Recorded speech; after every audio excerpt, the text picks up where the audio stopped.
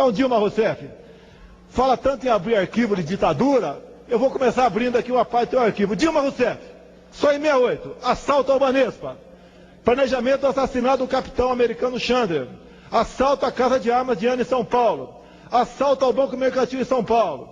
Em 69, assalto ao quarto RI, Quitaúna, Osasco. Assalto à casa do governador Ademar de Barros, junto com Carlos Mink, seu colega de ministério agora. Assalto ao quartel da Força Pública em Barro Branco. E tem mais coisa. Vamos abrir os arquivos, Dilma. Essa ficha aqui tem que ser, né? Está na frente do seu plano de governo para 2011. Nos orgulha todos nós, com certeza. Senhor presidente, como o tempo é curto, né? Mas o seu currículo está incompleto. A senhora faz tudo pela metade. Eu sou amiga do presidente. A senhora não termina obras, fica dizendo que terminou, mas não terminou. Mas eu sou amiga do presidente. Não dá para confiar na senhora.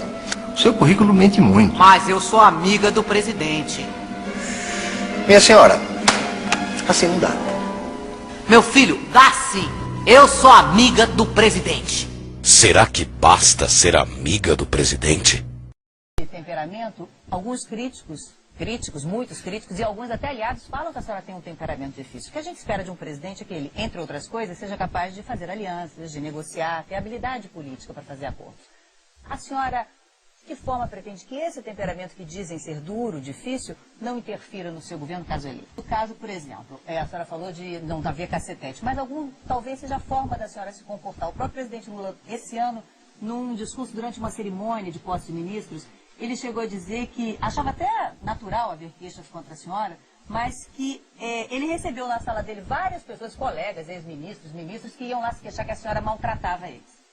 Olha, Por exemplo, como presidente, não tem uma hora que tem que ter facilidade de negociar, por exemplo, futuramente no Congresso, futuramente com líderes mundiais, ter um jogo de cintura aí? O presidente falou em maltratar, né? Não, o presidente não falou em maltratar. O presidente falou que eu era dura.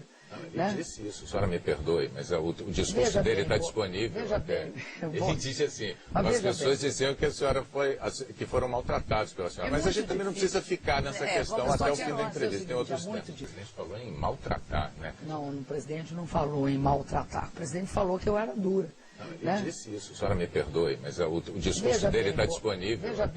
Ele disse assim, as pessoas diziam que a senhora que foram maltratados pela senhora, mas a gente... Eu queria fazer algumas questões que a gente não gostaria se a senhora puder responder rápido, mais um bate-bola, coisa que a gente não gostaria que ficasse fora. Como é que a senhora se define politicamente? A senhora é socialista? Eu sou. É uma boa pergunta do leitor aqui, vai brigar com você lá depois, né? Sobre o aborto, qual a posição da senhora? A legislação atual é adequada ou a senhora defende uma ampliação? Olha, eu acho que tem de haver descriminalização do aborto. Hoje no Brasil isso é um absurdo que não haja. A descriminalização. Você acredita em Deus? Olha, eu acredito numa força superior que a gente pode chamar de Deus. E acredito mais do que nessa força, se você me permitir, acredito na força dessa deusa mulher que é Nossa Senhora.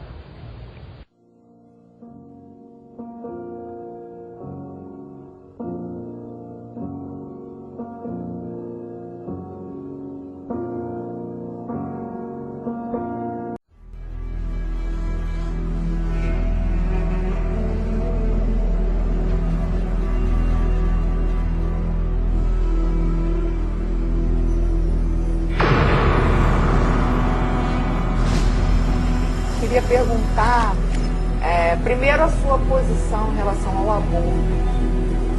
E segundo, se a senhora passou pela experiência de fazer um aborto. Olha, eu acho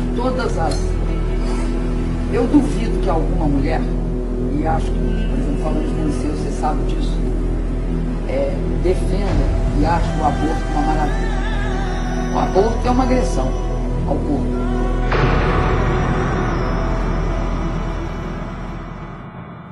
Além de ser uma agressão, dói, né? Além de doer. Imagino que a pessoa saia de lá muito baqueada.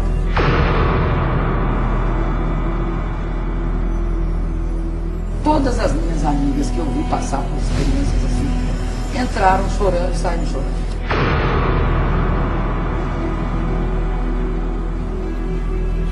eu acho que o aborto, do ponto de vista de um governo, é uma questão, não é de foro íntimo, é uma questão de saúde pública.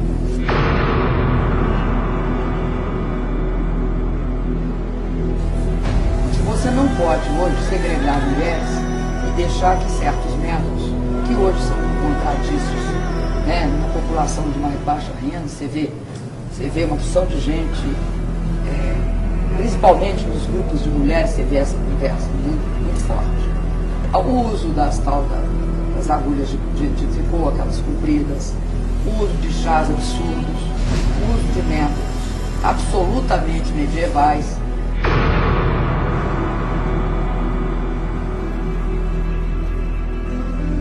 E enquanto isso, segmento a uma certa falsidade social, que as mulheres de mais alta renda vão para hospitais, clínicas privadas ou qualquer coisa assim, e lá fazem o aborto. Então acho que do ponto de vista de um governo, não é uma questão, não pode ser tratada como uma questão de foro íntimo.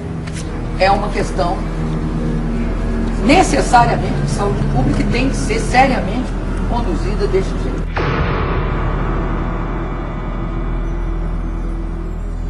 E a realidade que existe é essa que eu estou dizendo. Uma parte da população não tem acesso a esse serviço. Ministra, essa questão e várias outras...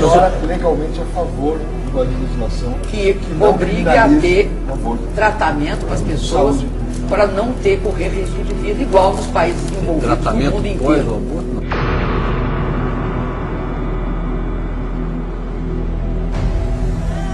O senhor está defendendo a criação de um atendimento público para quem quer para quem estiver em condições de fazer o aborto ou querendo fazer o aborto. Ou seja, um ato de livre escolha. Um ato de livre escolha. Eu acho que tem que ser tratado como uma questão de saúde. É a posição da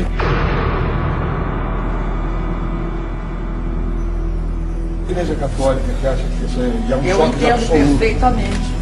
Acho que a Igreja Católica, vivendo numa democracia, tem absoluto direito de externar a posição. A senhora é católica? Eu sou, antes de tudo, cristã.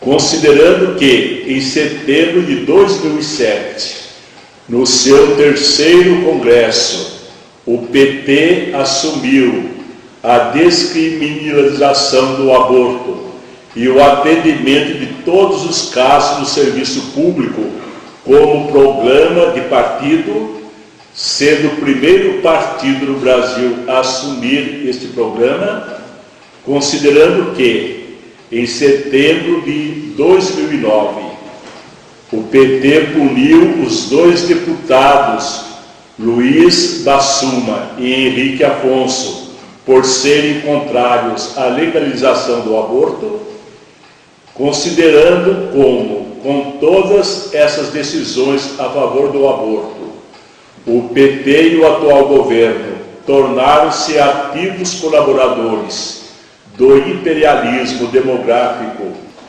recomendamos encarecidamente a todos os cidadãos e cidadãs brasileiros e brasileiras, em consonância com o artigo 5º da Constituição Federal, que defende a inviolabilidade da vida humana, e conforme o Pacto de São José da Costa Rica, desde a concepção, independentemente de suas convicções ideológicas ou religiosas, que, nas próximas eleições, deem seu voto somente a candidatos ou candidatas e partidos contrários à descriminalização do aborto.